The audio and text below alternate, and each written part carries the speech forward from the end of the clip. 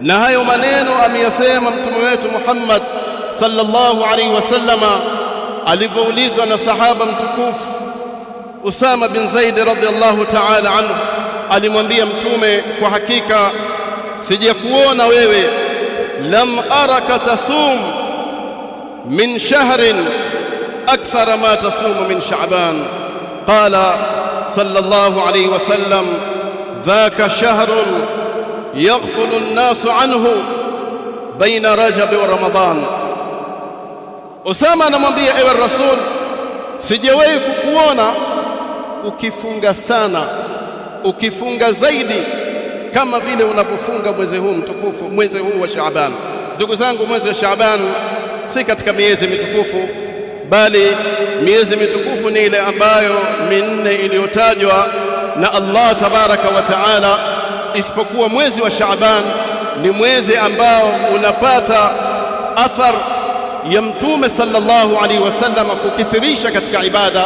Kwa hiyo nimerejea kusema mwezi mtukufu, lakini mwezi wa Shaaban si katika ashhurul hurum, isipokuwa mwezi uliotangulia mwezi wa Rajab ni katika miezi mitukufu. Lakini Nabii alayhi salatu wassalam hajafunga katika mwezi wa Rajab kuihusisha siyamu katika mwezi wa Rajab kama vile ambavyo wanavyoifanya wazushi ahlul bid'ah. Mwezi wa Rajab wanautangaza mno, bali fala tadhlimu fihinna anfusakum, msidhulumu nafsi zenu katika mwezi hiyo mtukufu.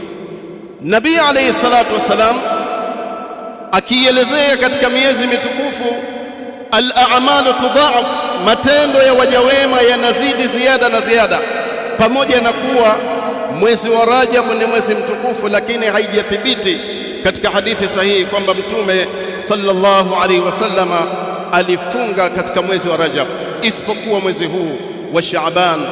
Alivyoulizwa na sahaba Usama bin Zaid akasema, ewe Usama, watu wengi wameghafilika katika miezi hii ya Shaaban, kwa sababu Shaaban ipo katikati baina ya Rajab na Ramadhan. Kwa hiyo watu wengi sana wanaghafilika kufanya taa ya Allah tabaraka wa taala, ikiwepo qiraatul Qur'an, al-iktharu min al-khairat, kusoma sana Qur'an, kukithirisha mambo ya kheri. Kwa hiyo ndo mtume sallallahu alaihi wasallam anasema watu wengi wameghafilika katika mwezi huu wa Shaaban ambao upo baina ya Rajab na Ramadhan, wa huwa shahrun turfa'u fihi al-a'mal. Mtume sallallahu alaihi wasallam anautaja mwezi wa Shaaban ndiyo mwezi ambao matendo ya waja wema wote yanarufaishwa kwa Allah tabaraka wa taala ila rabbil alamin. Wa uhibbu an yurfa, na mimi ninapenda kunyanyuliwa matendo yangu, amali, wa ana saimun, hali ya kuwa mimi nimefunga.